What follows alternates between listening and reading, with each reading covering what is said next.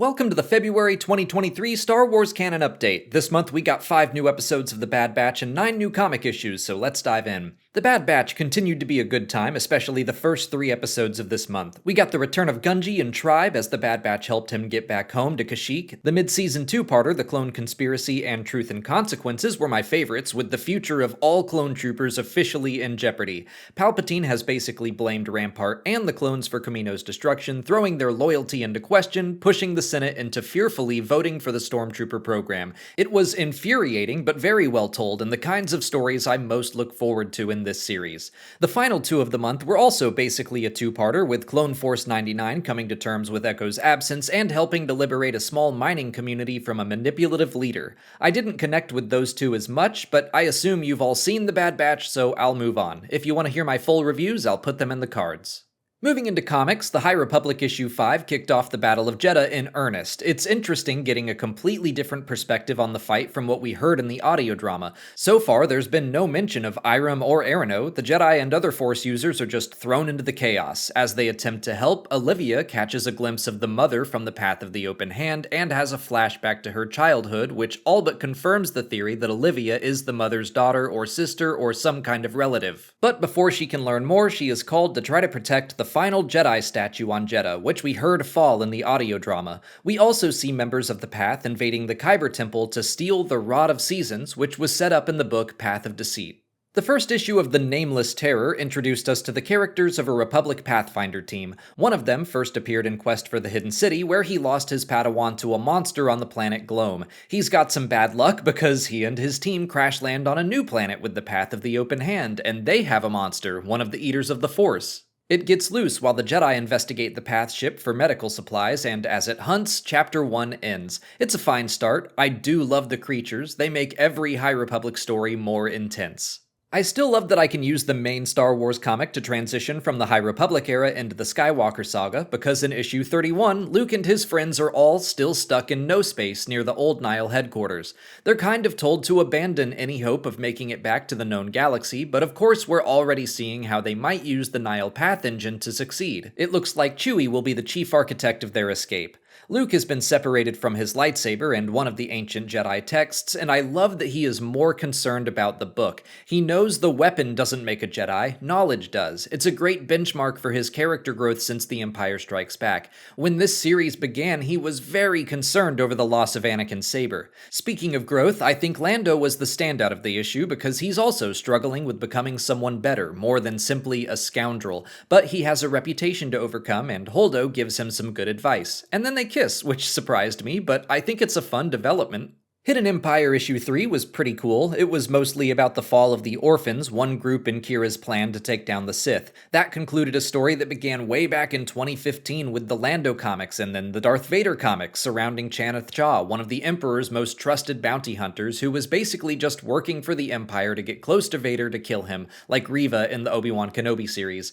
Of course she fails, and most of the orphans die when Kira refuses to send help. We also get a clue that maybe the 2 cloaked figures listening to the Archivist's story are Luke and Leia. Maybe this is during her Jedi training. Maybe the Hidden Empire series could lead us into Return of the Jedi, which is fitting for the film's 40th anniversary this year. But then we could take the comics into a post-Return of the Jedi storyline following Leia's training for a while. That could be cool.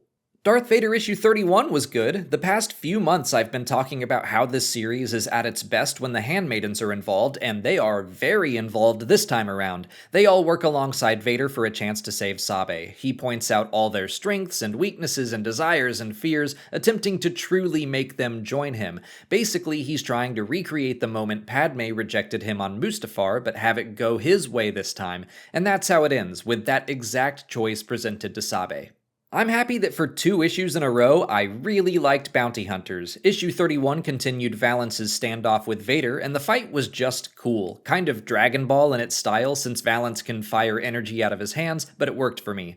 Lieutenant Hayden non-fatally shoots him off a cliff so he can escape and her loyalty isn't questioned, and so he is finally back with the main characters, which I am happy about. I prefer the entire team working together, at least as best they can. But Hayden also has to send Inferno Squad after all of them, which is a very fun development that I look forward to seeing more of. Dr. Aphra issue 29 was kind of a bridging issue. It felt a bit like the War of the Bounty Hunters crossover event when some series had to tread water so as not to spoil anything from the main story. We learn a little more about the history of the Spark Eternal, and the present-day Spark is able to finally silence Aphra's thoughts in her own body. It also sounds like Kira might not be trying to awaken some old Sith, but simply lure Palpatine and Vader into a trap, which I kind of hope isn't true. Ko claims it's all a lie, but it could be that they simply don't believe Kira's claims. Sana Starros, issue number 1, got off to an interesting start. She's been almost an exclusively canon comic book character, so there's a lot of flexibility with her, which I like. The basic setup is that Sana and her extended family are conning an Imperial to try to steal back an heirloom of theirs. I'm not positive exactly where this story is taking place, but I would imagine it's before A New Hope, probably around the same time as the Han Solo and Chewbacca comic. There are some fun connections with the High Republic, which makes sense since Justina Ireland is writing it. We learn that the planet Dalna has recovered from the events of Mission to Disaster, which she also wrote. I imagine the stolen heirloom could link back to the High Republic era as well, with characters like Avon Starros and her mother Gira, but most importantly is that we have another colored milk in the Star Wars galaxy. You've heard of blue milk, you know about green milk, well now we have pink milk, specifically named after our friends over at the podcast Pink Milk. Yoda issue 4 started up a new arc, this one about Dooku, while he was still part of the Jedi Order and even part of the Jedi Council, which I think makes some of the events of Tales of the Jedi a little odd, but Jedi Masters entered and exited the Council all the time. Some of the assignments were temporary. But Dooku meets a Wookiee youngling that has a vision of the future, and after his experiences with Sifo Dyas, he advises the child to keep the vision a secret. There were also some fun ties back to the Dooku issue of the Age of Republic comics from a while back.